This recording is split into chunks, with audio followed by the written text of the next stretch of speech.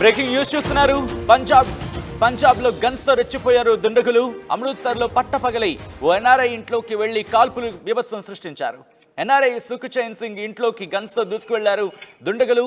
NRI సుఖ్చైన్ Singh పై కాల్పులతో తెగబడ్డారు. అక్కడ ఆ CC footage record అయింది. ఇంట్లోకి వెళ్లారు ఇద్దరు దుండగులు. ఇంట్లోకి వెళ్ళిన తర్వాత గన్తో అక్కడున్న మహిళలను చిన్నారులను కూడా బెదిరించిన పరిస్థితి.